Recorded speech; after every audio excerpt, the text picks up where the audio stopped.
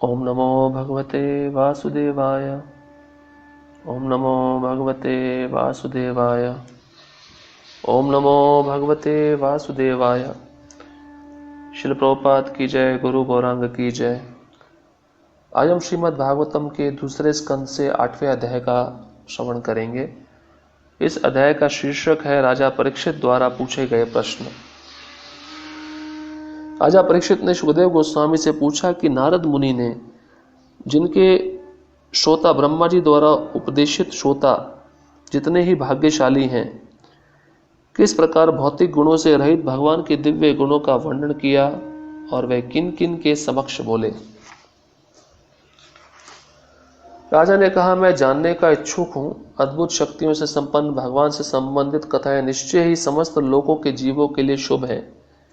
हे परम भाग्यशाली सुखदेव गोस्वामी, आप मुझे कृपा करके श्रीमद् भागवत सुनाते रहें, जिससे मैं अपना मन परमात्मा भगवान श्री कृष्ण में स्थिर कर सकूं और इस प्रकार भौतिक गुणों से सर्वथा मुक्त होकर अपना शरीर त्याग सकूं।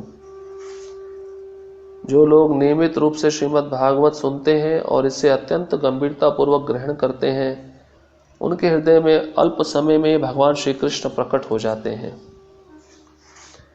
परमात्मा रूप भगवान श्री कृष्ण का शब्द अवतार अर्थात श्रीमद् भागवत स्वरूप सिद्ध भक्त के हृदय में प्रवेश करता है, उसके भावात्मक संबंध रूपी कमल पुष्प पर आसीन हो जाता है और इस प्रकार काम, क्रोध तथा लोभ जैसी भौतिक संगति की धूल को धो डालता है। इस प्रकार यह गंदले जल के तालाबों में शरद ऋतु की वर्षा के समान कार्य करता है। भगवान का शुद्ध भक्त, जिसका हृदय एक बार भक्ति में सेवा के द्वारा स्वच्छ हो चुका होता है, वह भगवान श्री कृष्ण के चरण कमलों का कभी भी परित्याग नहीं करता, क्योंकि उसे भगवान वैसी ही परम तुष्टि देते हैं जैसी कि कष्टकारी यात्रा के पश्चात पथिक को अपने घर में प्राप्त होती है। हे विद्वान ब्राह्मण, दिव्य आत्मा भौतिक देह से पृथक है, तो फिर क्या उसे अकस्माती देह की प्राप्ति होती है या किसी कारणवश? आपको ये ज्ञात है, अतः कृपा करके मुझे समझाइए।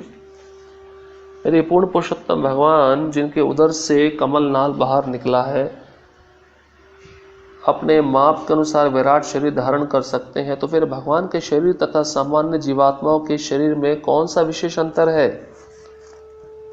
ब्रह्मा जी, जो किसी भौतिक स्रोत से नहीं अभी तो भगवान की नाभि से प्रकट होने वाले कमल के फूल से उत्पन्न हुए हैं, वे उन सबके सृष्टा हैं जो इस संसार में जन्म लेते हैं। निस्संदेह भगवत कृपा से ब्रह्मा जी भगवान के स्वरूप को देख सके। कृपया उन भगवान के विषय में भी बताएं जो प्रत्येक हृदय में परमात्मा और समस्त शक्तियों के स्वामी के रूप में स्थित हैं, किंतु जिनकी बहिरंगा शक्ति उनका स्पर्श तक नहीं कर पाती। हे विद्वान ब्राह्मण, इसके पूर्व व्याख्या की गई थी कि ब्रह्मांड के समस्त लोक अपने अपने लोकपालकों सहित विराट पुरुष के विराट शरीर के विभिन्न अंगों में ही स्थित हैं। मैंने भी यह सुना है कि विभिन्न लोकमंडल विराट पुरुष के विराट शरीर में स्थित माने जाते हैं, किंतु उनकी वास्तविक स्थिति क्या है? कृपा करके मुझे समझाएं। कृपा करके सृष्टि तथा प्रलय के मध्य की अवधि, कल्प तथा अन्य गौण सृष्टियों, विकल्प एवं भूत, वर्तमान तथा भविष्य शब्द से सूचित होने वाले काल के विषय में भी मुझे बताएं। साथ ही ब्रह्मांड के विभिन्न लोकों के विभिन्न जीवों यथा देवों, मनुष्यों इत्यादि की आयु की अवधि के विषय में भी मुझे बताएं।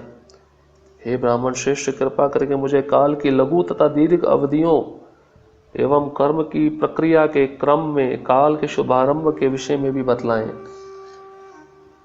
इसके आगे आप कृपा करके बताएं कि किस प्रकार भौतिक प्रकृति के विभिन्न गुणों से उत्पन्न फलों का आनुपातिक संचय इच्छा करने वाले जीव पर अपना प्रभाव दिखाते हुए उसे विभिन्न योनियों में देवताओं से लेकर अत्यंत शूद्र प्राणियों तक को ऊपर उठाता है, नीचे गिराता है।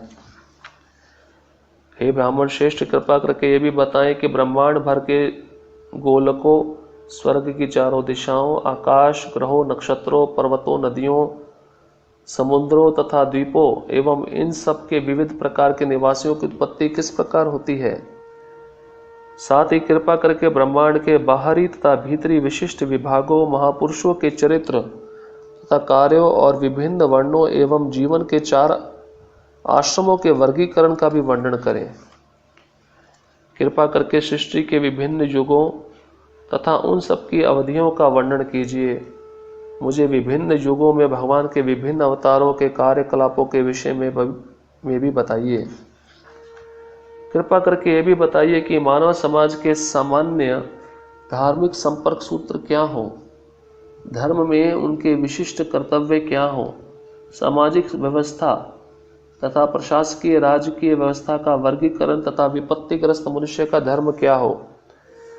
कृपा करके सृष्टि के तत्वमूलक सिद्धांतों, इन सिद्धांतों की संख्या, इनके कारणों तथा इनके विकास और इनके साथ साथ भक्ति की विधि तथा योग शक्तियों की विधि के विषय में भी बताइए। महान योगियों के ऐश्वर्य क्या है और उनकी परम गति क्या है। पूर्ण योगी किस प्रकार सूक्ष्म शरीर से विरक्त होता है। इतिहास की शाखाओं तथा पूरक पुराणों समेत वैदिक साहित्य का मूलभूत ज्ञान क्या है। कृपा करके मुझे बताइए कि जीवों की उत्पत्ति, पालन और उनका संहार किस प्रकार होता है। भगवान की भक्ति में सेवा करने से जो लाभ तथा हानियां होती हैं उन्हें भी समझाइए। वैदिक अनुष्ठान तथा उपवैदिक धार्मिक कृत्यों के आदेश क्या है। धर्म, अर्थ तथा काम के साधनों की विधियां क्या है। कृपया ये भी समझाएं कि भगवान के शरीर में समाहित जीव किस प्रकार उत्पन्न होते हैं और पाखंडी जन किस तरह इस संसार में प्रकट होते हैं। ये भी बताएं कि किस प्रकार अबद्ध जीवात्माएं विद्यमान रहती हैं। स्वतंत्र भगवान अपनी अंतरंगा शक्ति से अपनी लीलाओं का आस्वादन करते हैं और प्रलय के समय वे इन्हें भरंगा शक्ति को प्रदान कर देते हैं और स्वयं साक्षी रूप में बने रहते हैं। हे भगवान के प्रतिनिधि स्वरूप महर्षि, आप मेरी उन समस्त जिज्ञासाओं को जिनके विषय में मैंने आपसे प्रश्न किए हैं तथा उनके विषय में भी जिन्हें मैं जिज्ञासा करने के प्रारंभ से प्रस्तुत नहीं कर सका, उनके बारे में कृपा करके जिज्ञासा शांत कीजिए। चूँकि मैं आपकी शरण में आया हूँ, अतः मुझे इस संबंध में पूर्ण ज्ञान प्रदान करें। हे महर्षि, आप आदि प्राणी ब्रह्मा के तुल्य हैं। अन्य लोग केवल प्रथा का पालन करते हैं, जिस प्रकार पूर्ववर्ती दार्शनिक चिंतक किया करते हैं। हे विद्वान ब्राह्मण, अच्युत भगवान की कथा के अमृत का जो आपकी वाणी रूपी समुद्र से बह रहा है, मेरे द्वारा पान करने से मुझे उपवास रखने के कारण किसी प्रकार की कमजोरी नहीं लग रही। सूत गोस्वामी ने कहा, महाराज परीक्षित द्वारा भक्तों से संबंधित भगवान श्री कृष्ण की कथाएं कहने के लिए आमंत्रित किए जाने पर सुखदेव गोस्वामी अत्यधिक प्रसन्न हुए।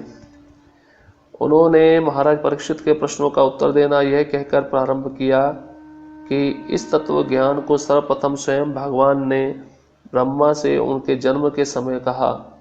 श्रीमद् भागवत उपवेद है और वेदों का ही अनुकरण करता है। उन्होंने अपने आप को राजा परीक्षित द्वारा जो कुछ पूछा गया था उसका उत्तर देने के लिए तैयार किया। महाराज परीक्षित पांडु वंश में सर्वश्रेष्ठ थे, अतः वह उचित व्यक्ति से उचित प्रश्न पूछने में समर्थ हुए। इस प्रकार श्रीमद् भागवतम के द्वितीय स्कंद के अंतर्गत 8वां अध्याय पूर्ण हुआ। श्रील प्रभुपाद की जय, गुरु गौरांग की जय।